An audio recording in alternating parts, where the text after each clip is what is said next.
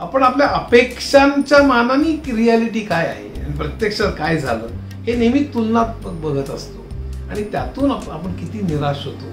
हे motivational speakers काय किंवा आपल्याकडे ही जी सगळी पुस्तकं जी आहेत सगळी ते आपल्याला 20% बेकारी काय बाबा किंवा 10% असेल 11% वाटतं आता 11% का बेकारी आहे हा प्रश्न विचारायला शिकवत नाही. आणि संबंध नुसतं TRPचा आणि संबंध उथळपणाचा हा सगळा खेळ आहे त्याला आपण बळी पडतो. काय करायचं जिम मध्ये जातं 6 पॅक अमुक तमुक ह्याचा किती हे किती फक्त प्रोटीन डाएट करा हे करा सगळे नुसते शारीरिक आरोग्याकडे बघतायत मानसिक आरोग्याकडे बोंब आहे.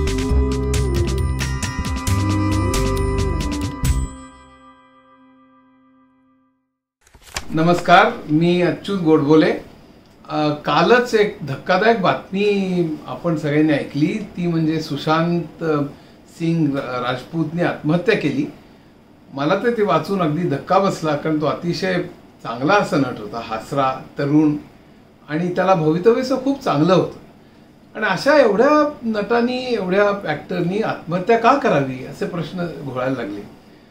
आणि नंतर मला असं वाटलं की ह्याच्याविषयी आपण बोललंच पाहिजे कारण आत्महत्या हा एक टोकाचा एक विचार आहे. म्हणजे आपल्याला आता काहीही सगळे रस्ते बंद झालेले आहेत आपल्याला काहीही आशा उरलेली नाही असं जेव्हा चित्र निर्माण होतं त्याचवेळी माणूस आत्महत्येकडे वळतो आणि आत्महत्येचं प्रमाण हे प्रचंड वाढलेलं आहे अलीकडे. म्हणजे 2016 सालचा आकडे आता तर आणखीन वाढलेले असतील. दरवर्षी 8 लाख लोक आत्महत्या करतात. 8 लाख याचा अर्थ दर मिनिटाला 1.5 लोक म्हणजे दर 2 मिनिटाला 3 लोक आत्महत्या करतात. इतकी भयंकर परिस्थिती आज जगामध्ये. भारतामध्ये त्याचा 1/6 आहे म्हणजे 17% लोकसंख्या सुद्धा 17.5% आहे त्यामुळे साधारण आत्महत्याचं प्रमाण सुद्धा 17% आहे. म्हणजे भारतामध्ये साधारण 4 मिनिटाला 1 आत्महत्या होते. हे प्रमाण प्रचंड आहे. आणि त्याशिवाय शेतकऱ्यांच्या आत्महत्या वगैरे हा तर प्रकार आणखीन वेगळाच आहे आपण त्याच्याकडे वळूया. पण म्हणजे सेलिब्रिटीजमध्ये एवढं आत्महत्यांचं प्रमाण काय आहे बाबा. म्हणजे आपल्याला नेहमी वाटतं की सेलिब्रिटीजना काय सगळं छान छान जग असेल ते नेहमी हसताना दिसतात स्टेजवरती नेहमी स्वित्झर्लंडला शूटिंग करतात आणि स्टेजवरती सातत्याने अवॉर्ड्स घेतात एकमेकांची कौतुक करतात आणि आपल्याला अगदी हेवा वाटतो त्यांचे सगळे बंगले त्यांच्या गाड्या त्यांचे अवॉर्ड त्यांचे फॉरेन ट्रॅव्हल त्यांचे सिनेमे सगळं बघून. पण तसं आत नसतं. आत सगळं जग हे पोखरलेलं असतं. आणि हे फक्त सिनेमाच्या आर्टिस्टच विषय असं नाही तर अनेक लेखक अनेक चित्रकार अनेक साहित्यकार अनेक कलाकार यांना सुद्धा याच गोष्टीतनं जावं लागतं वैफल्यातनं जावं लागतं. काही लोक अत्यंत अपयशी ठरल्यामुळे आत्महत्या करतात जसं व्हॅन गॉगने केली होती. काही लोकांना यश मिळून सुद्धा त्यांनी आत्महत्या केलेली आहे. म्हणजे जसं अर्नेस्ट हेमिंग्वेच्या अशी म्हणता येईल आपल्याला इव्हन मेरिलिन मनरोच्या अशी म्हणते. गुरुदत्त म्हटलं तर अपयश म्हटलं तर यश. खरं म्हणजे त्याच्या कारकिर्दीत त्याने अपयश खूप बघितलं. मी आज या 4 केसेस घेणार आहे आणि इतर सुद्धा अनेक केसेस भारतामध्ये घडल्या त्यांच्याविषयी सुद्धा बोलणार आहे. पण हे सगळं का झालं म्हणजे व्हॅन गॉगच्या विषयी जर का बोलायचं झालं तर व्हॅन गॉग हा जगातला प्रचंड मोठा चित्रकार. तो त्याच्या काळात मात्र गाजला नाही. त्याच्या काळात त्याला खरं कोणीच विचारलं नाही. म्हणजे तो डच पेंटर खरं म्हणजे तो आणि त्याचा भाऊ थिओ यांचं रिलेशनशिप म्हणजे काही कविता आहे खरं म्हणजे. मग त्या रिलेशनशिपवरती कादंबऱ्या लिहाव्यात. म्हणजे लस्ट फॉर लाईफ नावाची कादंबरी आहेच व्हॅन गॉगच्या आयुष्यावरती ती प्रत्येकाने वाचावी. अतिशय प्रेम असं त्या 2 भावांचं एकमेकांवर आणि त्या प्रेमामुळेच व्हॅन गॉग जेवढी आयुष्य जगला 37 वर्ष जगला त्या 37 वर्षात जे काही जगला तो खरं म्हणजे त्या भावाच्या प्रेमामुळेच जगला. ओथंबलेलं असं म्हणजे अत्यंत ओतप्रोत प्रेम ज्याला म्हणता येईल असं आपल्याला त्याच्यात आढळतं. व्हॅन गॉगच्या 37 वर्षाच्या आयुष्यामध्ये त्यांनी चित्र काढलेली जी काही होती ती फक्त 10 वर्ष चित्र काढली आणि त्या 10 वर्षाच्या काळामध्ये त्यांनी 2100 पेक्षा जास्त स्केचेस काढली. 830 ॲक्च्युली ऑइल पेंटिंग्स केली आणि 1350 ही वॉटर कलर्सची चित्र काढली. केवढा मोठा संग्रह. पण गंमत बघा आयुष्यामध्ये त्याचं एकही चित्र विकलं गेलं नाही. एकच विकलं गेलं रेड वाइनयार्ड म्हणून एक चित्र विकलं गेलं. ते सुद्धा त्याच्या भावानी शेवटी त्याच्या मित्राला सांगितलं की हे पैसे घे आणि तसं चित्र विकत घे, नाही तर त्याला वाटेल की आपलं एकही चित्र विकलं गेलं नाही. व्हॅन गॉगच्या आयुष्यात खूप म्हणजे तो एक दिसायला क्रूप होता. त्याचं प्रेम प्रकरण हे म्हणजे भयंकर, म्हणजे सगळं प्रेमभंग, दिसायला क्रूप, अशा ह्यानी अत्यंत गांजलेला असा तो माणूस.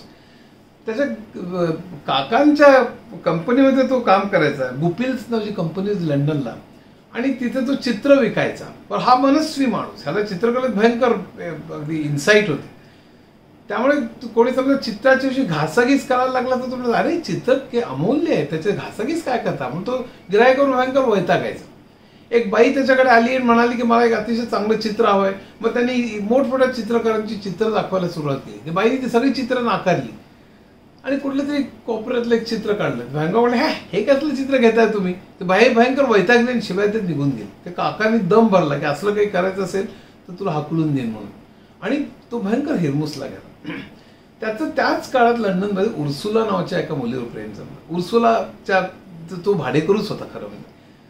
त्यामुळे उर्सुला काही वेळेला पत्र द्यायला यायची. तर उर्सुलाच्या तिला बघितल्यानंतर सुद्धा त्याला फार छान वाटायचं, आणि कित्येक वेळा तो संभाषण काढायचा प्रयत्न करायचा. कित्येक वेळा फेल व्हायचं, कित्येक वेळा काही वेळा काही 2-4 वाक्य व्हायची.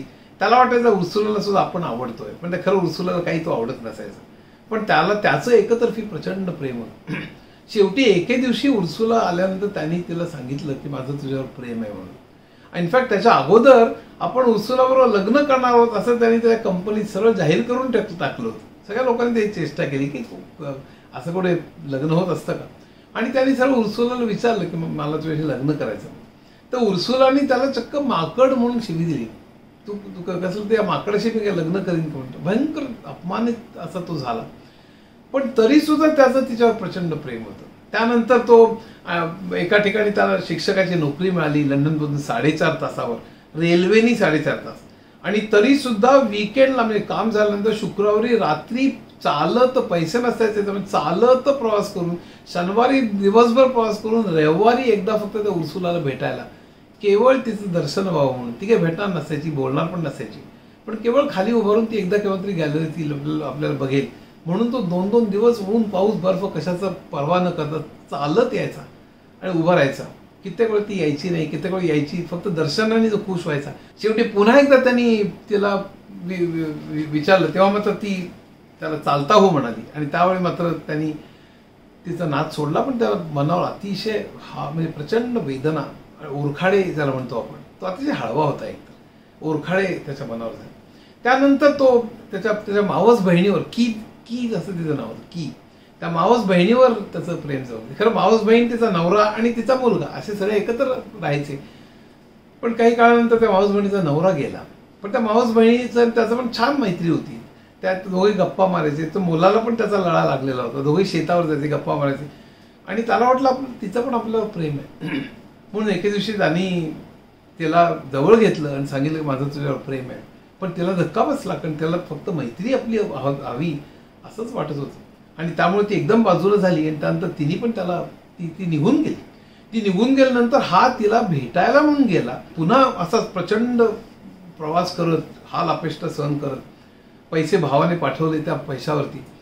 आणि त्यावेळेला तिच्या वडिलांनी त्याला भेटायला नकार दिला. तिला भेटायचं नाही तुला.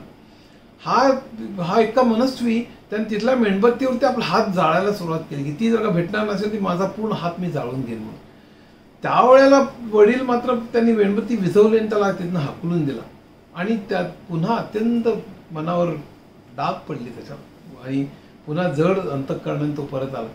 अशा तर. आणि त्यानंतर मग तो मात्र बेल्जियममध्ये गेला. एक धर्मगुरू म्हणून प्रवचन करायला तो गेला. आणि तिथे प्रवचन करता करता त्यांनी कामगारांचे हाल बघितले. त्यांना खायला प्यायला मिळत नसत, तिथे रोगराई होती. आणि तिथे मग तो मात्र आपले सगळे पैसे त्यांना देऊन टाकायचा, त्यांच्याबरोबरच राहायचा, त्यांची सेवा करायचा. त्यावेळी त्यांनी गोरगरिबांचं आयुष्य जे बघितलं, त्यामुळे सगळं त्याच्या चित्रामध्ये गोरगरीब आपल्याला फार दिसतात. म्हणजे पोटॅटो इटर्स असे सगळे ते असे बसलेले कामगार आणि ते खात आहेत.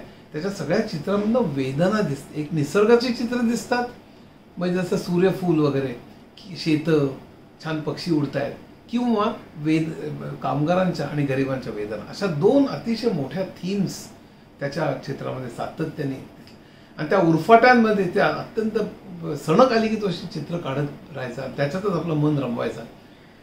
पण एकही तसं चित्र काही विकलं गेलं नाही. म्हणजे शेवटी त्या भावाने मगाशी सांगितलं त्याप्रमाणे भावाने शेवटी एकाला सांगितलं की बाबा एवढी तरी चित्र काढली, त्याला बरं वाटावं म्हणून ते एक चित्र विकत घे. शेवटी एक चित्र विकत गेलं, त्याला बरं वाटलं, आपलं एक चित्र विकत घेतलं. पण सगळ्या नैराश्याने त्याला घेरलं होतं, आणि सगळ्यात शेवटी त्यांनी मानेवरती बंदूक ठेवली आणि आत्महत्या केली. आश्चर्य बघा की त्यावेळेला एकही चित्र जे विकलं गेलं नाही, त्या चित्राला आज कित्येक कोटी डॉलर्स आज मिळतात. म्हणजे तो गेल्यानंतरच 45 वर्षांनी, म्हणजे साधारण 1925-1920 साली, मी त्याला 100 वर्ष झाली, त्याच वेळीमुळे त्याची किंमत 1 कोटी 1.5 कोटी रुपये अशी होती. आता तर ती भयानक, म्हणजे मोठमोठे उद्योगपती किंवा मोठमोठे बिझनेसमॅन अमेरिकेतले वगैरे करोडपती, अब्जावधी, ते सांगतात माझ्या घरी आज ओरिजिनल व्हॅन गॉग आहे वगैरे. असं इतकं प्रचंड, म्हणजे दैवदुर्विलास बघा की त्या माणसाचं एकही चित्र विकलं गेलं आणि त्याची आज इतकी अफाट किंमत त्याच्या प्रत्येक चित्राची व्हावी. आणि त्याचं ॲम्स्टरडॅममध्ये अतिशय सुंदर असं चित्र प्रदर्शन, चित्र व्हॅन गॉगचं म्युझियमच आहे. मी अनेक वेळा ते जाऊन बसत असे, आणि फार माझा व्हॅन गॉग अतिशय आवडता असा चित्रकार. पण त्यांनी 37व्या वर्षी आत्महत्या केली. आता त्या आत्महत्येचं जर का आपण अनालिसिस करत आपल्या लक्षात येईल त्यात अपयश पण होतं, प्रेमभंग पण होता, अनेक गोष्टी होत्या, त्याला दारूचं व्यसन पण होतं. पण त्याचं सगळं चरित्र फारच विदारक आहे. अर्नेस्ट हेमिंग्वे हा त्याचा असाच एक विलक्षण लेखक म्हणता येईल. हेमिंग्वे हा तर म्हणजे माझा प्रचंडच आवडता लेखक. हेमिंग्वे, जॉन स्टॅनबेक आणि विल्यम फॉकनर ही 3 मंडळी अमेरिकन साहित्यामध्ये प्रचंड मोठी, म्हणजे गेल्या शतका 120 वर्षात जर का सगळ्यात मोठे अमेरिकन लेखक जर का काढायचे झाले, त्या 3 लेखकांची आपल्याला नावं घ्यावीच लागतील. हेमिंग्वे तर म्हणजे काय त्याचं म्हणजे वर्णन जर करायचं झालं, तुम्हाला सांगतो मी, 6 फूट उंच, धिप्पाड, नंतर छाती, रुंद खांदे, आणि संबंध गडगडाटीच त्याचं संबंध व्यक्तिमत्व होतं. मग तो फिशिंग काय करायचा, तो जंगलात जाऊन शिकार काय करायचा, तो बॉक्सिंग करायचा, तो दर तासाला $2 या दराने बॉक्सिंग शिकवायचा लोकांना. तो मुष्टियुद्ध करायचा, मुष्टियुद्धाचं तो रेफरी म्हणून सुद्धा काम करायचा. तो घोड्यावरनं काय जायचा, तो त्याला विमानातनं जाताना त्याला असंख्य वेळा अपघात काय झाले होते. तो बुल फायटिंग मध्ये त्याला नाद होता, शिकारीचा नाद होता, मच्छीमारीचा नाद होता, त्याला फोटोग्राफीचा नाद होता, चित्र तो काढायचा. इतकं प्रचंड म्हणजे त्याचं व्यक्तिमत्व हे इतकं भयंकर होतं. म्हणजे त्याचं जे घर होतं, त्या घरात काय होतं तुम्हाला मी वाचून दाखवतो की त्याचं जे 13 एकराचं घर होतं माळरानामध्ये.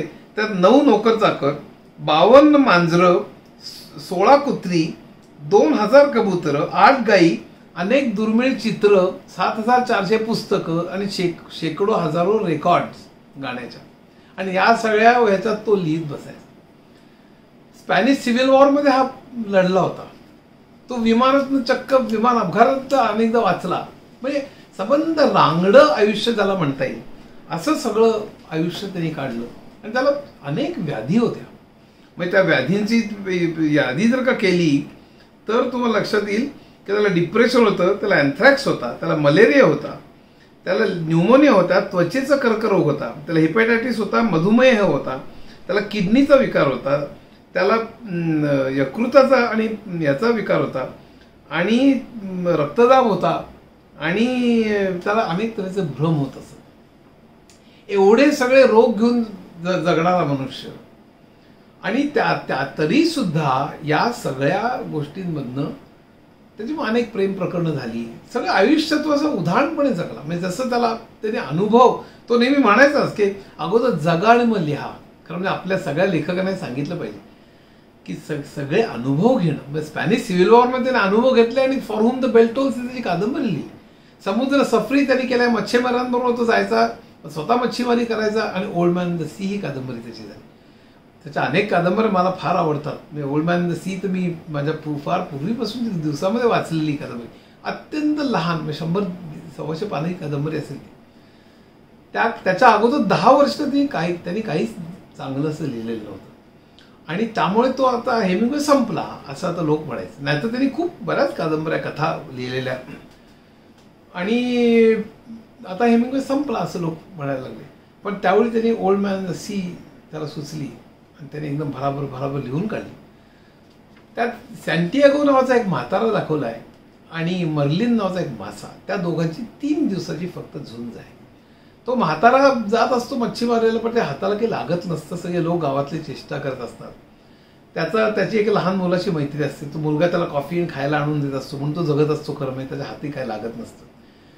एके दिवशी असंच तो निघतो आणि त्याचा एक मासा लागतो. तो मासा भले गलिलठ्ठ मोठा असतो तो, आणि त्या माशाबरोबर त्याची जी झुंज चालू होती ते 3 दिवस प्रचंड मोठी झुंज. त्यात तो रक्तबंबाळ होतो. त्या झुंजीचं वर्णन या कादंबरीत आहे. आणि ते मला हेमिंग्वे दाखवायचं असं की ह्युमन करेज म्हणजे माणसाचं जे धारिष्ट्य आहे आणि म्हणजे लगे रहो जे आहे, म्हणजे त्याचा जो एक सातत्याने आपण एखादी गोष्ट करायला चिकाटी ते करायला लागलो आपण की त्याचं यश कसं मिळतं. आणि त्यातून तो शेवटी माशाला तो ओढत तो किनारा कसा आणतो. पण तो किनाऱ्यावर येता शार्क माशांना तो मासा दिसतो ते त्याचं मांस सगळं खाऊन टाकतात आणि त्या फक्त सांगाडच तो ढकलत आपल्या घरापाशी आणतो. आणि त्या म्हणजे सगळं अतिशय त्याच्यामध्ये संपूर्ण तो झगडा, त्यातलं संघर्ष, त्यातलं येणारं यश आणि पुन्हा येणारं अपयश हे त्याच्यात त्यांनी दाखवलेलं. त्या कादंबरीच्या लाखो प्रती ताबडतोब खपल्या गेल्या. 1953 साली त्याला पुलिट्झर प्राइज मिळाला, 1954 साली नोबेल प्राइज मिळाला. या तिघांना म्हणजे स्टाइनबेक, फॉकनर आणि हेमिंग्वे तिघांना नोबेल प्राइज मिळाला अमेरिकेत. पण हेमिंग्वेचं म्हणजे फारच आयुष्यच त्याचं म्हणजे एक भयंकर रोमांचकारी असं आयुष्य होतं. पण शेवटी त्याला खूप नैराश्य आलं. इतके विकार होते आणि नैराश्याने त्याला फार घेरलं. त्याच्या हातनं काहीही लिखाण पुढे झालं नाही. त्याला भास व्हायला लागले, आपल्यावर कर्ज आहे असं वाटायला लागलं. आणि त्यांनी मग चित्र बोलायला लागलं. एकदा तर त्यांनी स्वतःवरची गोळी झाडण्याचा प्रयत्न केला. लोकांनी शेवटी म्हटलं की अरे ह्याला वाचवलं पाहिजे, ह्याला ट्रीटमेंट दिली पाहिजे, म्हणून त्याला विमानात बसवलं आणि मानसोपचार तज्ज्ञाकडे नेलं. दुसऱ्या गावात होता तो. त्यावेळी विमानात उडी मारण्याचा त्यांनी प्रयत्न केला. त्याला कसं विमानात त्याला बसवून ठेवलं, त्याच्यावर ट्रीटमेंट झाली. तो परत आला, पण परत आल्यानंतर सुद्धा त्याच्यावर काही उपाय होऊ शकले नाही.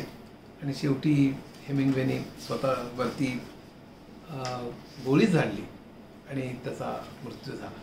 त्यात सुद्धा बरेच वाद आहेत की त्याचा खरंच मृत्यू झाला का त्याचा खून झाला का काय, पण त्याचा आत्महत्याच त्यांनी केलेली असं सगळ्यांचं मत आहे. पण फार म्हणजे हे सगळं आता कशामुळे, हे जे नैराश्य आहे, हे नैराश्य म्हणजे मानवी त्याचे संबंध म्हणजे कुठेतरी संवाद तुटणं. तर ही सगळी माणसं आहेत ना, म्हणजे व्हॅन गॉग असेल, हेमिंग्वे असतील किंवा मी पुढची उदाहरणं घेणार आहे, ही सगळी स्वतःला शोधत होती, कुठेतरी रिलेशनशिप बिल्ड करत होती माणसांमध्ये. ते रिलेशनशिप तुटणं, एकाकीपणा येणं, नैराश्य येणं, या सगळ्यामध्ये फक्त मी पैसेच मिळाले नाहीत म्हणून आत्महत्या केली असं फक्त नाही आहे. ते पण एक कारण आहेच. मी त्याकडे शेवटी येणार आहे. मेर्लिन मनरो हिच्याविषयी तर काय बोलायचं. म्हणजे हिची एवढी प्रचंड पॉप्युलर होती, भयानक सुंदर, पण एकाकी, लहरी, स्वार्थी, त्याला काय काय टोपण नावं लोकांनी दिली तुम्हाला सांगतो. सेक्स सिम्बॉल, लिव्हिंग लेजंड, नंतर सेक्स बॉम्ब, प्रचंड हट्टी, महत्वाकांक्षी, कपटी, लहरी, एकाकी, उथळ, चंचल, असंतुष्ट, अहंकारी, स्वार्थी, जे अशा अनेक तऱ्हेने लोकांनी त्याला ओळखलं. अनेक जे काही क्रिटिक्स होते त्यांनी मेर्लिन मनरोचे सिनेमे फार चांगले होते असं काही म्हणलं. एखाद दुसऱ्या सिनेमाला त्यांनी दाद दिली, पण बाकीचे सिनेमे फार चांगले. पण त्याचं आयुष्य काय हो, म्हणजे त्याला काही अर्थच नाही. पण ती प्रसिद्धी एवढी प्रचंड सुंदर होती, ती जगातली सौंदर्यवती, आणि त्यामुळे सगळे लोक धडपडायचे त्याचं एक दर्शन घ्यायला. मग तुम्हाला त्यातली गंमत सांगतो फक्त. 1954 साली एक सिनेमा आला होता 7 Year Itch म्हणून, आणि तो बिली वायडर यांनी काढलेला होता, वाइल्डर यांनी काढला होता. आणि त्यामध्ये एक सीन होता, त्यामध्ये पांढरा ड्रेस मेर्लिन मनरो घालते आणि ती अशी उडवते. तो जो ड्रेस आहे त्या ड्रेस जगप्रसिद्ध झाला की ती ड्रेस उडवताना मेर्लिन मनरो, आणि त्या ड्रेसला सिली लिटल ड्रेस असं म्हणून तो ड्रेसचं नाव असं प्रसिद्ध झालं. पण त्या ड्रेसची नंतर काही वर्षांमध्ये म्हणजे 1971 साली त्यात $200 तो ड्रेस विकला गेला आणि 2011 साली तोच ड्रेस $46 लाख विकला गेला. म्हणजे $1 म्हणजे 74-72 रुपये जे काय असेल ते $46 लाख म्हणजे 28-30 कोटी रुपये होते त्याचे. एक तो ड्रेस विकला गेला. म्हणजे त्या मर्लिन मनरोचं काय लोकप्रियता असेल. मला त्याची आणखीन एक गोष्ट सांगतो. मर्लिन मनरो जेव्हा वारली तेव्हा एक एल्सी पॉचर नावाची बाई होती. तिचा नवरा पण वारला होता. तो नवरा जिथे वारला होता त्याच्या शेजारीच मर्लिन मनरोचं कबर होती. आता मर्लिन मनरोची कबरीच्या शेजारी आपल्याला पुरण्यात यावं म्हणून पुन्हा लोकांची धडपड. म्हणजे काय अमेरिकेत काही होऊ शकतं. तर एल्सी पॉचरला जेव्हा ती कर्जबाजारी झाली तेव्हा अनेक वर्षांनी मी अलीकडेच इनफॅक्ट ईबे नावाचं जे काही एक्सचेंज आपल्याला माहिती आहे की इंटरनेटवरती ईबेवरती तिने सांगितलं की माझ्या नवऱ्याचं जे काही थडगं आहे ते थडगं मी उकरून त्याला दुसरीकडे नेईन आणि दुसऱ्या कोणाला ते जर का जागा हवी असेल तर ती जागा मी द्यायला तयार. ईबेवरती त्याचा चक्क लिलाव झाला आणि त्या जागी असण्याकरता कुठल्या तरी फॅमिलीला ती जागा हवी होती की आपण गेल्यानंतर तिथे पुरलं जावं आणि त्यांनी ती जागा $46 लाख म्हणजे पुन्हा 30-35 कोटी रुपयाला विकत घेतली. इतकी प्रचंड लोकप्रिय अशी मर्लिन मनरो. पण आयुष्य तिचं बघायला तर भयंकर खडतर. लहानपणापासून म्हणजे आई म्हणजे ती ह्याच्यातच वाढली, अनाथाश्रमातच वाढली आणि सातत्याने मायेचं छप्पर नाही आणि त्यामुळे मायेचं छप्पर नसल्यामुळे इतका त्रास होतो. म्हणजे हा जो सगळा प्रकार आहे सुशांत सिंग राजपूत जो आपल्याला दिसतं आईचं त्याचं फार अटॅचमेंट होती. तो कधी विसरला नाही. त्याच्याकडे येऊ आपण नंतर. पण मुख्य म्हणजे तिला कधीही सातत्याने अधुरे पण होतं मर्लिन मनरो. एका बाजूने भयंकर स्तुती, एका बाजूने प्रचंड सौंदर्य, एका बाजूने प्रचंड नंतर पैसा पण आला. पहिल्यांदा येत नव्हता पण नंतर पैसा पण आला चिक्कार. आणि अनेकांची तिने अनेक लग्न काय केली म्हणजे तुम्हाला सांगतो असंख्य पुरुषांबरोबर तिचे संबंध आले. तिने अनेक लग्न केली. म्हणजे आता जॉन एफ केनेडींबरोबर तिचं प्रेम संबंध होते असं म्हणतात. म्हणजे केनेडीच्या 45व्या वाढदिवसाच्या वेळेला मर्लिन मनरो हॅपी बर्थडे असं गाणं म्हणाली आणि ते गाणं म्हणाल्यानंतर केनेडी म्हणाले की आता मला राजकारणात रिटायर व्हायला हरकत नाही. केनेडींसारखा मनुष्य असं म्हणाला. आता त्याच्या केनेडींच्या भावाबरोबर सुद्धा तिचं प्रेम प्रकरण होतं असंही म्हटलं जातं. अशा अनेक गोष्टी, अनेक लोकांबरोबर प्रेम प्रकरणं, अनेक लोकांबरोबर विवाह. आर्थर मिलर सारखा एक प्रचंड मोठा लेखक, आर्थर मिलर एक फार मोठा नाटककार आणि त्याच्याबरोबर तिचं लग्न व्हावं ही आणखीन एक गंमतच होती. कारण हा एक मोठा वाङ्मय साहित्यकार आणि ही अतिशय खऱ्या अर्थाने उथळ मानली जाणारी अशी व्यक्ती. पण तशी ती उथळ नव्हती. तिचं वाचन पण होतं. नंतर लोकांच्या लक्षात आलं की तिचं वाचन पण खूप होतं. म्हणजे ती क्रुश्चेव जेव्हा त्याला भेटला तेव्हा ती वाचनामध्ये तिचं अनेक कादंबऱ्या आणि अनेक गोष्टींच्या विषयी तिने चर्चा केली होती त्याच्यावर. अशी ही मर्लिन मनरो. पण कुठेतरी सातत्याने किती शोधत राहील, प्रेम शोधत राहील, कुठेतरी एक माया शोधत राहील, वात्सल्य शोधत राहिली. ते तिला मिळालं नाही. लोकांनी त्याच्याकडे एक वस्तू म्हणून बघितलं, एक कमॉडिटी म्हणून बघितलं, एक सिम्बॉल म्हणून बघितलं. ती स्तुती केली, तिच्यावर पैसे उधळले. तिची प्लेबॉयच्या मासिकांवरती तिचे फोटो आले, तिने नग्न फोटो दिले. ते सगळं वादळच होतं. मर्लिन मनरो हे एक वादळ होतं. आणि अर्थातच सगळ्यात शेवटी तिने झोपेच्या गोळ्या प्रचंड घेतल्या आणि ते वादळ संपलं. आता या ठिकाणी पुन्हा एक वाद झाला की ती आत्महत्या केली का ती कशा तऱ्हेने गेली वगैरे असं सगळं. गुरुदत्ताचं आपल्याकडे असंच झालं. म्हणजे गुरुदत्ताचं तर फारच विलक्षण अशी ती गोष्ट आहे. म्हणजे गुरुदत्त काय नव्हता. गुरुदत्त एक दिग्दर्शक होता. गुरुदत्त एक अतिशय चांगला असा प्रोड्युसर होता. त्याला संगीतातली प्रचंड मोठी त्याला एक इन्साईट होती.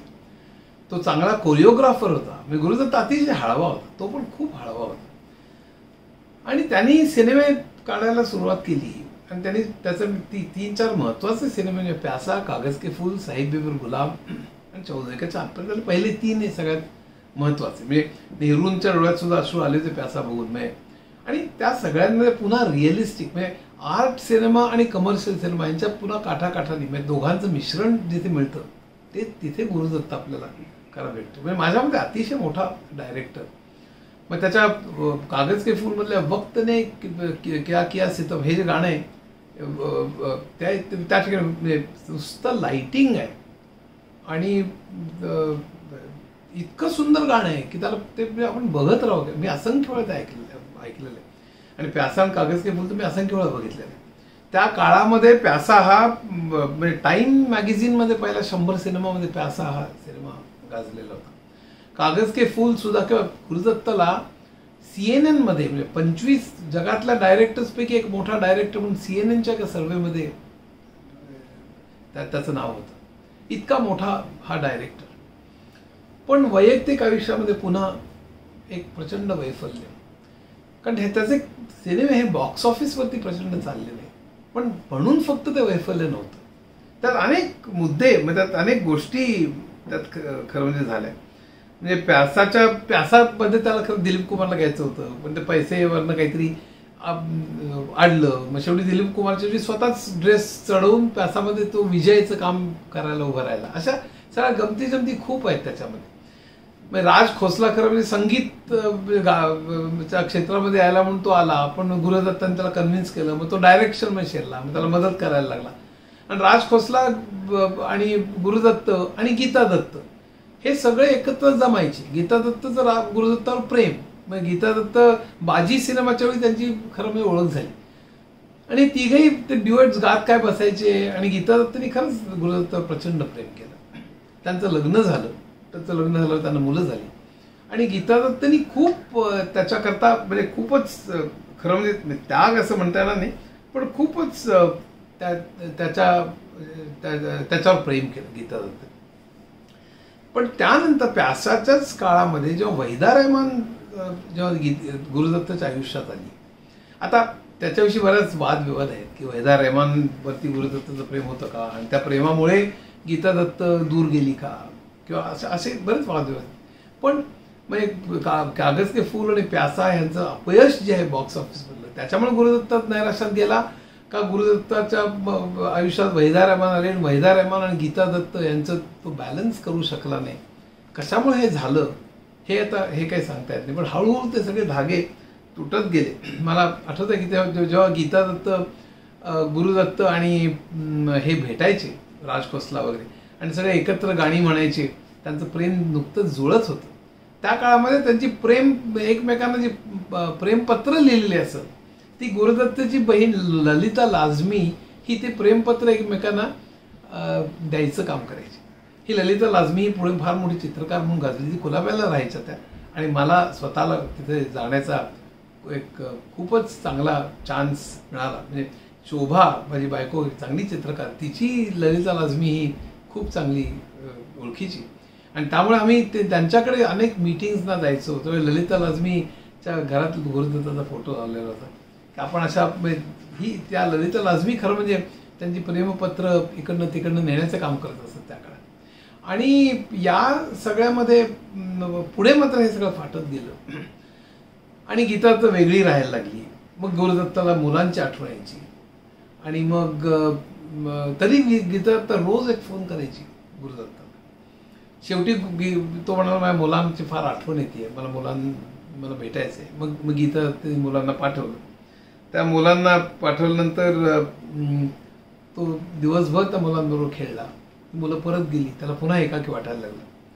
मग त्यांनी पुन्हा मुलांना पाठवा म्हणून सांगितलं आणि त्यावेळी मात्र गीता दत्तने नकार दिला आणि त्या रात्री मात्र गुरुदत्तनी स्वतःचा जीव घेतला. आता दुसऱ्या दिवशी त्याची राज कपूरवर मीटिंग होती, त्यानंतर OP नय्यर येऊन गेलेला होता. अशा अनेक गोष्टी आपल्याला सांगता येतील. अब्रार अलवी त्याचं जो त्यांनी फार सुंदर त्याच्यावर एक पुस्तकच लिहिलं, लेखही लिहिलेलं आहे, ते जरूर वाचावं. पण सांगायचा मुद्दा हा की या सगळ्यामध्ये कुठेतरी क्रिएटिव्हिटी, कुठेतरी आयुष्याचा अर्थ लावणं, कुठेतरी नैराश्य, कुठेतरी व्यवहारातलं अपयश आणि कुठेतरी पुन्हा प्रेमसंबंधातलं अपयश, ह्या सगळ्यांचं एक मिश्रण आहे असं मला नेहमी वाटतं. या सगळ्यांमध्ये भारतामध्ये आपण आत्ता बघितलं तसे अनेक लोकांचे हे झालेले आहेत. म्हणजे जर का आपण बघितले तर म्हणजे भारत कशाला, जर का आपण परदेशातले अजून बघितलं तर हिटलर आणि एव्हा ब्राऊन त्याची प्रेयसी. हिटलर जेव्हा संबंध जगावर राज्य करण्याकरता त्यांनी हल्ले केले, दुसरं महायुद्ध झालं, आपला सगळा इतिहास माहिती आहे. आणि शेवटी संपूर्ण रशियाचं सैन्य बर्लिनकडे येत आहे आणि संपूर्ण आता हिटलर ताब्यात जाणार. मुसोलिनी ताब्यात जाऊन त्याला ज्या तऱ्हेने त्याची चिसू झालेली होती तशी आपली होता कामा नये असं हिटलरला वाटत होतं. त्यामुळे रशियन सैन्य कूच करून येणार आणि आपल्याला काबीज करणं असं त्याला जेव्हा वाटलं, तेव्हा आदल्या रात्री त्यांनी इव्हा ब्राऊन त्याची प्रेयसीचे लग्न काय करतो तो, त्यानंतर गोबेल्स त्याचा जो प्रचार मंत्री त्याचा मोठा, त्याला तो चान्सलर करतो जर्मनीचा, त्याचा मुख्य करतो, आणि दोघंही आतमध्ये जातात आणि आत्महत्या करतात. त्यानंतर दुसऱ्या दिवशी गोबेल्स त्याची बायको आणि त्या मुलांसकट आत्महत्या करतात. हे जे सगळं विदारक सगळं दृश्य आहे ती त्या ठिकाणी हिटलर, इव्हा ब्राऊन, गोबेल्स, ही व्हर्जिनिया वुल्फ नावाची एक मोठी लेखिका होती, तिने पण आत्महत्या केली. ॲलन ट्युरिंग जो कम्प्युटरचा आणि बुलियन अल्जिब्राचा खूप बुलियन अल्जिब्रा नाही पण ॲलन ट्युरिंग ज्यांनी संपूर्ण दुसऱ्या महायुद्धामध्ये सिक्रेट कोड मोडायला काम केलेलं होतं, कम्प्युटरमध्ये फार मोठं काम केलेलं होतं तो ॲलन ट्युरिंग. त्यानंतर साल्वादोर अलेंडे जो चिलीमधले एक लोकशाही तऱ्हेने निवडून आलेला एक कम्युनिस्ट नेता होता. 1973 साली CIAने त्याच्यावर हल्ला केला आणि त्यानंतर त्यांनी त्यांना मारलं का त्या अलेंडेने स्वतःला मारून घेतलं. अजूनही ते गुलदस्त्यात आहे. लुडविग बोल्ट्झमन ज्यांनी थर्मोडायनॅमिक्स स्टॅटिस्टिकल मेकॅनिक्सचा पाया घातला तो. नंतर आर्थर कोएस्लर जो डार्कनेस अँड नून ज्याची कादंबरी आणि त्याचं पुस्तक फार गाजलं, की जो पहिल्यांदा एकेकडे कम्युनिस्ट होता आणि गॉड दॅट फेल्ड नावाच्या पुस्तकामध्ये त्यांनी खरं म्हणजे पुस्तकात वर्णन केले, पण तो नंतर मग पूर्ण स्टालिनला क्रूरपणा बघून त्याच्या विरुद्ध गेला. अशी सगळी ही माणसं. नीरो आपल्याला माहिती आहे की इटाली रोम जळत असताना नीरो फिडल वाजवत होता, तो शेवटी त्याने आत्महत्या कशी केली. त्यानंतर जॉर्ज ईस्टमन ज्यांनी कोडॅक कंपनीचा पाया घातला, अनेक शोध लावले तो. नंतर ब्रुनो बेटलहाइम अतिशय मोठा सायकॉलॉजिस्ट नाही, ऑटिझमवरती बरंच काम केलेलं होतं. अशी अनेक माणसं. नंतर बर्नार्ड चॅप ज्यांनी टेलिग्राफीमध्ये खूप मोठं काम केलं होतं, इलेक्ट्रिक टेलिग्राफच्या अगोदर नेपोलियनने सुद्धा बरंच कौतुक केलेलं. अशा अनेक लोकांचं आपल्याला वर्णन सांगता येईल की ह्या सर्व माणसाने आत्महत्या केल्या. त्यांची पण कारणं वेगवेगळी होती, पण प्रत्येकामध्ये कुठेतरी अपयश, प्रत्येकामध्ये कुठेतरी नैराश्य, प्रत्येकामध्ये कुठेतरी एक आयुष्यामध्ये एक हरल्याची भावना, मग फायनान्शियल असेल, मानापमान असेल किंवा हिटलरसारखं आता आपल्याला आपली चीतू टाळावी म्हणून असेल. भारतामध्ये गेल्या अनेक ह्याच्यात म्हणजे प्रेक्षा मेहता, मन्मीन ग्रेवाल, प्रत्युक्षा बॅनर्जी 2016 साली, नंतर पॉल भट्टाचार्यजी 2013 साली, तो ब्रिटिश ॲक्टर होता. नंतर जिया खान आपल्याला माहिती आहे तिने गजनीमध्ये काम केलेलं होतं, ती ब्रिटिश अमेरिकन ॲक्ट्रेस होती खरं म्हणजे. नंतर अनेक अशा लोकांनी बरं का, सिल्क स्मिता आहे असेल, अशा अनेक लोकांनी सुद्धा भारतामध्ये सुद्धा आत्महत्या केलेली आहे. आणि आता सुशांत सिंग राजपूतनी का आत्महत्या केली ह्याच्यात अनेक आहेत. काही लोक म्हणतात तर फिल्म इंडस्ट्रीमधलं दादागिरी, त्यातलं क्लिक आहे, त्याच्यामध्ये ग्रुपिझम आहे. काही लोक म्हणतात त्याला फिनान्शियल ट्रबल होते, काही लोक म्हणतात काय अशा वेगवेगळ्या थिअरीज. एकंदर नैराश्य, डिप्रेशन हे त्याला महत्त्वाचं कारण असणार. ते आता कशामुळे आलं त्याला अनेक कारणं असू शकतात. प्रेमभंग असू शकेल, फायनान्शियल कारणं असू शकतील, वैयक्तिक संबंध असू शकतील, आईचा अजून प्रभाव त्याच्यावर गेलेला नाही असू शकेल. अनेक कारणं आता ह्याच्या पुढे मानसोपचार तज्ज्ञ, पोलीस आणि इतर अनेक लोक त्यातनं अर्थ काढतील. त्यात आपण त्याच्यात अर्थ आत्ता या क्षणाला काढण्यात आलं.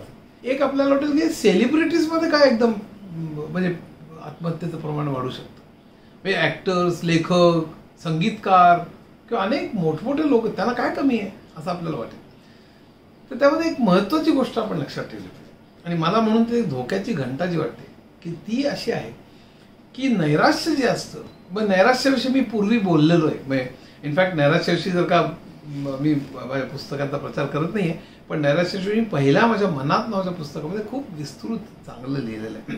त्या ठिकाणी नैराश्याचं काय येतं, कुठल्या केमिकल्स ब्रेनमधल्या त्या अभावामुळे किंवा जास्त झाल्यामुळे येतं, त्याच्यावर औषधं काय असतात, त्याची कारणं काय, बायपोलर डिसऑर्डर आणि असे वेगवेगळे प्रकार कसे आहेत. म्हणजे बायपोलरमध्ये माणूस एकदम आनंदी आणि एकदम नैराश्यामध्ये, असे दोन भाग कसे असतात, असं अनेक त्याचं वर्णन, त्याचं अनालिसिस आपल्याला मनात मिळेल आणि त्या केस स्टडीज मनकल्लोळमध्ये वाचायला मिळते. जरूर वाचावे. प्रश्न काय आहे की ते मी आता पुन्हा काही बोलणार नाही आहे की नैराश्य कशामुळे येतं काय, हे आपलं पूर्वी झालेलं आहे. एक मला सामाजिक मुद्दा इथे मांडायचा, तो म्हणजे असा की आपल्याला जेव्हा वाईट वाटतं किंवा आपल्याला निराश वाटतं ते एका महत्त्वाच्या कारणामुळे वाटतं, ते म्हणजे आपल्या अपेक्षा आणि आपलं रियालिटी दोनमध्ये फरक जेव्हा पडतो तेव्हा आपल्याला निराश वाटायला. मी एक उदाहरण देतो की मी समजा एकाला सांगितलं की मी तुला 100 रुपये देतोय आणि त्याला 80 रुपये दिले आणि त्यामुळे अर्थात त्याला वाईट वाटेल. दुसऱ्याला मी 20 रुपये देतो असं सांगितलं पण मी त्याला 40 रुपये दिले, तर आपल्याला वाटेल पहिल्याला 80 रुपये मिळाले, दुसऱ्याला 40च मिळाले, तेव्हा पहिला जास्त खुश असेल. पण चूक, पहिला जास्त नाखुश असेल. नॉर्मल मी बऱ्याच केसेसमध्ये. ह्याचं कारण असं की पहिल्याच्या अपेक्षा 100च्या होत्या पण त्याला 80 मिळाले, दुसऱ्याच्या अपेक्षा 20च्या होत्या त्यामुळे 40 मिळाले, त्यामुळे दुसरा खुश असेल. आपण आपल्या अपेक्षांच्या मानाने रियालिटी काय आहे आणि प्रत्यक्षात काय झालं हे नेहमी तुलनात्मक बघत असतो आणि त्यातून आपण किती निराश होतो, किती डिप्रेस्ड होतो हे ठरत असतं. हे फार महत्त्वाचं तत्व आहे. ह्याचं कारण असं हे की तुम्ही समजा अगदी चांगले नट झालं तर तुमच्या अपेक्षाही वाढतात. त्याला मी एक सायकोलॉजिस्ट त्याला मी एक लेव्हल तुमची वाढते. म्हणजे तुम्ही सातत्याने एक गाडी तुम्ही नवीन घेतली की तुम्हाला 5-10 दिवस छान छान अरे बा मी आता मोठी गाडी घेतली म्हणून वाटेल, पण त्या 10 दिवसानंतर पुन्हा तुम्ही स्वतःची तुलना आणखी वेगळ्या लोकांची करायला लागते. माझ्यापेक्षा मोठी गाडी दुसऱ्यांकडे आहे. हेच हुद्द्याचं झालं. मी जनरल मॅनेजर आहे, मग आता कुठे व्हाईस प्रेसिडेंट आहे. हे जे सगळं सातत्याने तुलना जी आहे समाजामध्ये, त्यामुळे तुम्ही कुठल्याही लेवलला गेलात तरी सुद्धा तुम्हाला आणखीन जास्त हवंसं वाटायला लागतं. तुम्ही सातत्याने मटेरियल गोष्टींमध्ये इतरांच्या बरोबर तुलना करायला लागतात आणि तुमचा जो आनंद असतो पहिले काही काळ तो विरून जातो आणि तुमची लेव्हल बदललेली असते, तुमच्या अपेक्षा बदललेल्या असतात. तर तुमच्या अपेक्षा म्हणजे मला समजा एका मी नट आहे आणि मला सिनेमात मिळाले 40 कोटी रुपये मिळाले, तर मी म्हणेन की आपल्या मध्यम वर्गाच्या कल्पनेप्रमाणे 40 कोटी छानपैकी काही आपण म्युच्युअल फंडमध्ये गुंतवू, फिक्स्ड डिपॉझिटमध्ये गुंतवून आता आरामात आयुष्य काढू. तसं नसतं. आता मला माझी एम्सच बदललेली असतात. मला तर 40 कोटी नाही, मला 100 कोटी हवे असतात. मला 2 सिनेमात नाही, मला 10 सिनेमात काम करायचं असतं. मग मला इथे नाही, मला हॉलिवूडमध्ये जायचं असतं. माझ्या सगळ्या अपेक्षा जर का मी बदलल्या आणि त्या मानाने रियालिटी जर का खालची असेल तर मला नैराश्य आलं. आणि इथे सगळ्यात महत्त्वाचा मुद्दा की हे जे सगळे सेलिब्रिटीज आहेत आणि या सगळ्या सेलिब्रिटीजमध्ये प्रचंड आज अस्थिरता आहे. म्हणजे मी फक्त मुद्दाम आज सेलिब्रिटीज जास्त बोलतोय कारण सुशांत सिंग राजपूतचा आपला विषय म्हणून, पण खरं सगळ्या समाजाला लागू आहे. म्हणजे आज मला असं वाटतं समाजाची कीड लागलेली आहे. आणि 2025 जे नैराश्य 25% वाढेल असं जे सांगितलं त्याचं केवळ कारण असं, आणि ते वाढेल नक्कीच. आजच कोणी 10% जास्त, आता कोविड नंतर तर प्रचंड वाढणार. मी त्या मुद्द्याकडे येणार सगळ्यात शेवटी. पण त्याचं कारण असं की आपल्याला विशेषतः जागतिकीकरणानंतर मध्यम वर्गामध्ये आणि सगळ्याच समाजामध्ये आपल्या अपेक्षा प्रचंड वाढवून ठेवलेल्या आहेत. या सगळ्या अमेरिकन पुस्तकं फुटपाथवर निम्म्या किमतीला मिळतात त्यांनी, आणि त्या मोटिवेशनल स्पीकर्सनी की you can do everything, you can be a CEO. 2-3 मिनिटात मित्र, 5 मिनिटात श्रीमंत, 10 मिनिटात गुंतवणूक, 11 मिनिटात हे. हा जो सगळा प्रकार आहे की होतं काय त्यामुळे तो पिरॅमिड असतो. तर पिरॅमिडमध्ये हेच शक्य फक्त काही लोकांना होतं. सगळे CEO बनत नाही, सगळेच नट बनत नाही, सगळेच नट्या बनत नाहीत, सगळेच झलक दिखलाजामध्ये पहिले येत नाही. तर तुम्ही पण करू शकता. ह्या अशावनी भाषणं देऊन ते स्वतः लक्षाधीश होतात, पण ऐकणारे सगळे अब्राहम लिंकन सेड आणि स्टीव्ह जॉब्स सेड आणि बिल गेट नापासूनचं कसं त्यांनी केलं उदाहरण आपलं सांगायला बरं असतं हे सगळं. पण नापास होणारे लाखो कोट्यवधी मुलांना शक्य होत नाही. पण हे सगळं जे आहे हे एकत्र फसवेगिरी आहे. हे आपल्याला सगळ्यांना, आणि त्याच्यात लाखो कोट्यवधी मुलं फसलेली आहेत. त्यांची ध्येय सगळी मोठी झालेली आहेत, त्यांच्या अपेक्षा मोठ्या झालेल्या आहेत. आणि आपल्याला सारखे सिरियल आणि सारख्या TV होते आपल्याला दाखवण्यात काय येतं. इंटरव्ह्यूज कोणाचे होतात बघा ना. इंटरव्ह्यूज गणितज्ञांचे होतात का, इंटरव्ह्यूज शास्त्रज्ञांचे होतात का, इंटरव्ह्यूज आर्किटेक्टचे होतात का, इंटरव्ह्यूज संगीतकारांचे होतात का. अगदी मी भीमसेनजी आणि किशोरीताईंचे किती झाले की कुमारांचे. आणि त्याच्याऐवजी सिरियलमध्ये कुठेतरी किंवा सिनेमात एक बारीक संगीत दिलं की त्याचे इंटरव्ह्यूज 10 वेळा लगेच होतात. सिरियलमध्ये एक बारीक काम केलं तरी त्याचे इंटरव्ह्यूज ताबडतोब, किंवा बिझनेसमनचे किंवा इंडस्ट्रियलिस्टचे किंवा राजकारणी लोकांचे. त्या तिन्हीच लोक चीफ गेस्ट होतात, त्या तिन्हीच लोकांचे इंटरव्ह्यूज होतात आणि आपल्यासमोर तेच आदर्श, तेच, आणि आपल्यासमोर सारखी मोटिवेशनची मंडळी, हे सगळं तुम्ही करू शकता, तुम्ही करू शकता, तुम्ही डान्स करू शकता, तुम्ही ऍक्टिंग करू शकता, परीक्षेत नापास झालं काय झालं हे करू शकता तुम्ही, तरी सुद्धा तुम्ही शोध लावू शकता. स्टीव्ह जॉब्सने नाही का केलं? तर हे सगळं फक्त 0.0001% लोकांना, मी हे कुठलंही डिस्करेज करण्याकरता सांगत नाही, ही रियालिटी आपल्याला कळली. आणि त्यामुळे अत्यंत मेजॉरिटी लोक ते स्वप्न बाळगतात, त्यांच्या अपेक्षा सगळ्या वाढलेल्या असतात, पण प्रत्यक्षात ते घडत नाही. 99% किंवा 95%. आणि त्यामुळे येणार जे नैराश्य आहे, म्हणून मी सेलिब्रिटीज, की त्या सेलिब्रिटीज असतात फक्त अपेक्षा वाढलेल्या असतात. प्रिन्सिपल तेच आहे की तुमच्या अपेक्षा जर का भयंकर असतील आणि ते जर का मान्य, तुम्ही अगदी भयंकर श्रीमंत आहात, तुमचे 100 कोटी आहेत, म्हणजे तुम्ही भयंकर हॅपी आहात का? मुळीच नाही. आपलं मध्यम वर्ग थिंकिंग झालं की 100 कोटी मी किती व्याज मिळेल, 10%, 8%, आपण ते गणित करून काढू, बाबा छान, आता आनंद आहे, आता छानपैकी आयुष्य जगणं. तसं नसतं. तुम्ही त्यात सुखी नसता, कारण तुम्ही त्यामुळे तुमच्या अपेक्षा वाढलेल्या असतात, आणि त्या मनानं जर का रियालिटी झाली नाही तर तुम्ही दुःखी व्हायला लागता. तर माझ्यामध्ये हा जो सगळा मुद्दा आहे, हा सगळा मुद्दा, तर सुशांत सिंग राजपूतच्या बाबतीत नक्की काय झालं हे मात्र आपल्याला बघायला पाहिजे. नक्कीच आहे की त्याला अपेक्षा वाढलेल्या असणार, नक्कीच आहे की त्याला फिनान्शियल जो कदाचित प्रश्न आलेला असेल, फिनान्शियल प्रश्न म्हणजे त्याच्याकडे पैसा भरपूर असेल, पण मग लोकांनी, आज मी असं ऐकतो की कोविडच्या काळामध्ये कित्येक नटाने मोठी मोठी इन्व्हेस्टमेंट केलेले आहेत, गाड्या, घरं, त्याची EMIs आहेत, आणि पुढच्या वर्ष 2 वर्षात सिनेमा कुठले मिळणार काय काही माहीत नाही. त्यामुळे आता हे सुशांतच्या बाबतीत झालं की नाही मला माहीत नाही, आणि आपण तर्कही करू नये, पण अनेक गोष्टी त्यामुळे शक्य आहेत. फिनान्शियल शक्य आहे, मानवी संबंध आहेत, स्त्री पुरुष संबंध आहेत, आईची आठवण आहे, कामं मिळतात की हे असेल, किंवा शिअर एक डिप्रेशनला एक जेनेटिक कारण पण असतं, किंवा काही इतर कारण नसताना सुद्धा एक अनुवंशिक कारणामुळे सुद्धा तुम्हाला डिप्रेशन कशामुळे झालं ह्याचा तर्क मी इथे करत बसणार नाही, पण अनेक कारणांमुळे ते होऊ शकतं. मला एक फक्त शेवटला मुद्दा मांडून मी थांबणार आहे. कोविडमुळे या केसेस ह्या प्रचंड वाढणार आहेत. म्हणजे असं आहे की आतापर्यंत शेतकऱ्यांच्या 3.5 लाख आत्महत्या झाल्या. तुम्हाला एक सांगतो, कुठल्याही इतर देशामध्ये दंगली झाल्या असत्या. इतर देशांमध्ये म्हणजे शेतकऱ्यांनी आत्महत्या केल्या 3.5 लाख, आणि आपण तरी नुसतं ती बातमी ऐकतो. कुठेतरी एखाद्या शेतकऱ्यांनी केली की TRP वाढावं म्हणून एखादी आपण चॅनलवरती न्यूज ऐकतो की अरे या शेतकऱ्यांनी हे केलं म्हणून, काहीतरी असे विदारक चित्र असेल तरच, नाही तर आकडा फक्त राहतो आपल्या डोक्यामध्ये. मध्यम वर्गाला आपण स्वतः भावना शून्य झालेलो.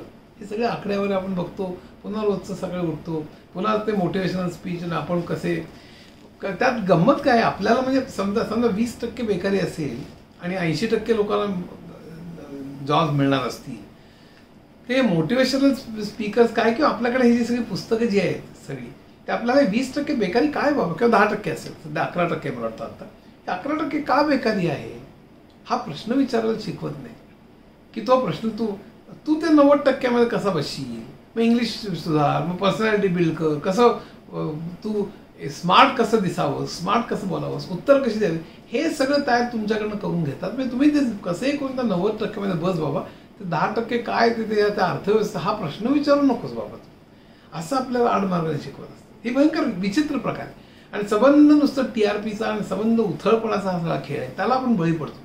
त्यामुळे शेतकऱ्यांच्या 3.5 लाख आत्महत्या झाल्या. मी अमेरिकेत झाल्या असतं तर काय त्या देशात झालं असतं मला कल्पनाच कळवत नाही. आपण सगळं सहन करतो, आपल्याला काही त्याची किंमतच नाही आहे.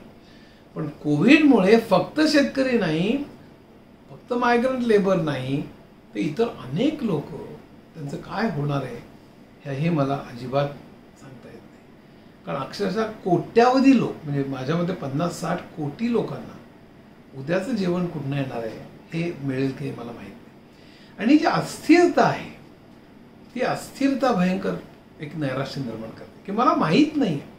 तुम्हाला नक्की माहिती आहे की मग पुढचा आठवडा मला अगदी उपाशी राहील, पण नंतर मला जेवण मिळणार, त्यानंतर मला नोकरी मिळणार. तर तुम्ही तो आठवडा कसा बसा काढाल, एक वेळचा घास घेऊन काढाल, काहीतरी करून काढाल. जेव्हा मला माहीत नसतं ते, जेव्हा मला की पुढचं वर्ष 2 वर्ष कसं जाणार आहे माहीत नाही आहे, मग नोकरी मिळणार की माहीत नाही, ती कशी मिळणार आहे हेही माहीत नाही. आणि या सगळ्या परिस्थितीमध्ये मला इन्कम मिळेल की नाही माहीत नाही आहे. हे इतकं भयान चित्र आहे. म्हणजे आपण नुसतं मायग्रंट लेबर कसे गेले, त्याचं दुःख, तर कसे हजारो मैल गेले, सायकलवरनं गेले, गाड्या, हे आपण सगळं बघितलं ते बरोबर. पण त्याचबरोबर तिकडे गेल्यानंतर तरी त्यांना काम आहे की नाही, कारण ते शेतीत काम नाही, त्यात रस नाही, त्यात भवितव्य नाही, म्हणून तर लोक आले होते इकडे. दररोज 2025 2025 या रेटनी शेतीतनं शहराकडे येत होते लोक इतकी वर्ष जागतिकीकरणानंतर, कारण त्यात हे नव्हतं. आता होणार काय, इथे लेबर नाही म्हणून इथल्या इंडस्ट्रीज पूर्ण चालू होणार नाहीत, आणि तिकडे शेतकरी शेतीमध्ये एवढा प्रचंड लेबर आहे की सगळ्यांना काही काम मिळणार नाही. मनरेगामुळे काय थोडंफार मिळेल, पण आपल्याला माहिती आहे की मनरेगामध्ये 100 दिवसाचं सुद्धा काम मिळत नाही. किती लोकांना 30 रुपयाचं मिळतं, 30 दिवसाचं मिळतं, किती 35, त्यामध्ये बरेच गोंधळ आहेत आपल्याला माहिती. आणि त्यात कुठेही सरकारचा प्रश्न नाही बरं का, मी कुठल्याही पक्षाचा नाही, त्यामुळे मी कुठल्याही तऱ्हेने हा पक्ष का तो पक्ष याचा काही मला संबंध नाही. कुठल्याही राज्यामध्ये कुठल्याही पक्षाचं सरकार असो, किंवा अगदी पूर्वीपासून काँग्रेसचा असो, बीजेपीचा असो, किंवा कुठल्याही इतर पक्षाचा असो, एकंदरीत आपल्या देशाच्या परिस्थितीमध्ये गरिबांच्या विषयी आपल्याला आपण फार काळजी घेतलेली नाही. आरोग्य, शिक्षण, सगळ्याच बाबतीत आपण फक्त वरच्या 10-15% बघितलेले जागतिकीकरणानंतर. ते ट्रिकल डाऊन फारसं झालेलं नाही, आणि त्याचा परिणाम कोविडच्या नंतर आता भयानक आपल्याला दिसणार, आणि त्याचा मानसिक आरोग्यावर जो परिणाम होणार आहे तो भयानक असणार आहे. मग तिथे सोशल डिस्टन्सिंगचा तर जागा नाही, साबणाने धुण्याकरता पाणी नाही, हे तर आणखी विषय वेगळेच आहे. पण त्यावेळेला जे काही अस्थिरता होईल, त्यावेळी बेकारी येईल, त्यावेळी गरिबी येईल, आणि त्यावेळेला जे संबंध, जे मानसिक ताणतणाव असतील पुन्हा, ते कसे पेलणार आहोत आपण, हे मला काही समजत नाही. मला फक्त एकच सांगायचं आहे याच्यामध्ये, या काळामध्ये त्यामुळे आत्महत्या सुद्धा वाढतील असं मला वाटतं. पण मी घेऊन सांगण्याकरता सांगत नाही. मला एकच असं वाटतं की या सगळ्यामध्ये आपण धीर धरून राहिलं पाहिजे, कारण मृत्यूची संख्या वाढतील, केसेस पण वाढतील. सगळे आतापर्यंत जे आकडेवर जी सांगते त्याप्रमाणे केसेस वाढतील, मृत्यू वाढतील. पण आपण निदान काळजी घेणं, आपण हात धुण्यापासून सगळी काळजी घेणं, विशेषतः ज्येष्ठ यांनी, आणि ज्यांना इतर मॉर्बिड म्हणजे इतर हे आहेत, BP, डायबिटीज, कॅन्सर आणि हार्ट वगैरे, त्यांनी विशेष काळजी घेणं त्याच्यापासून, आणि सातत्याने बोलत राहणं. मला असं वाटतं मानसिक आरोग्यावरती एक सगळ्यात महत्त्वाचं म्हणजे हे, आपण फक्त मानसिक आरोग्याकडे, फक्त शारीरिक आरोग्याकडे बघतो. हे सगळी स्टार मंडळी सुद्धा काय करायचं, जिममध्ये जातात, 6 पॅक, अमुक तमुक, ह्याचा हे किती, फक्त प्रोटीन डाएट करा, हे करा, सगळे नुसते शारीरिक आरोग्याकडे बघतायत. मानसिक आरोग्याकडे बोंब आहे, कोणीही बघत नाही आहे. आपण एक कम्युनिकेट करतोय का बाबा? ते सुशांत सिंगमध्ये एक सगळ्यात महत्त्वाचं म्हणजे तो कम्युनिकेट करत होता का, किंवा तो करण्याचा प्रयत्न करत होता, त्याला रिस्पॉन्स मिळत होता? असे अनेक प्रश्न आपण विचारले पाहिजे. एक सगळ्यात मला वाईट गोष्ट वाटते, ती जगभर आणि भारतात अचाट आहे, ती मानसिक विकाराला आपण स्टिग्मा मानतो. म्हणजे आपण काहीतरी झालं मला, म्हणजे मी काहीतरी वेडा असलो पाहिजे, म्हणजे आपण वेडाच ठरवतो. काहीतरी शरीराला इजा झाली तर डॉक्टरकडे जातो, पण मानसिक हे झालं तर अरे बापरे हा वेडा आहे की काय. अजूनही आपल्या समाजामध्ये मानसिक विकाराबद्दल बोलणं आणि उघडपणे बोलणं, ते शेअर करणं, डिस्कस करणं, कम्युनिकेट करणं, हे अजूनही स्टिग्मा मानलं जातं. त्याच्यातनं जेव्हा आपण बाहेर येऊ, समजा आपल्याला अस्थिर वाटलं, अँझायटी वाटली, नैराश्य वाटलं, तर आपण कोणाशी तरी बोललं पाहिजे. आणि हे बोलणं अतिशय महत्त्वाचं आहे. आणि त्या आपण भारतामध्ये मनोविकार तज्ज्ञ म्हणजे सायकायट्रिस्ट आणि सायकॉलॉजिस्ट किंवा थेरपिस्टची एवढी प्रचंड कमतरता आहे. पण जे आहेत त्यांच्याशी थोडं जरी काही वाटलं तरी माझा अगदी कळकळीची विनंती आहे, आवाहन आहे की त्यांना आपण ताबडतोब कॉन्टॅक्ट केलं पाहिजे, आपण बोललं पाहिजे, आपण कम्युनिकेट करत राहिलं पाहिजे. आणि हे जर का आपण करत राहिलो तर कोविड आल्यानंतर संकट खूप येतील, मृत्यू वाढतील, सगळं होईल, नक्की होईल. पण त्यातून आपण आपलं मानसिक आरोग्य तरी शाबूत राहण्याकरता आपण जास्तीत जास्त प्रयत्न करू शकू. तेव्हा बोला, कम्युनिकेट करा, मानसिक आरोग्याला त्याचा स्टिग्मा काढून टाका, अशी माझी कळकळीची विनंती आहे. धन्यवाद. थिंक बँकचे सर्व एपिसोड आता ऐका स्टोरीटेल या ॲपवर. 30 दिवसांचे मोफत सबस्क्रिप्शन मिळवण्यासाठी डिस्क्रिप्शनमधील www.storytel.com/thinkbank या लिंकला भेट द्या.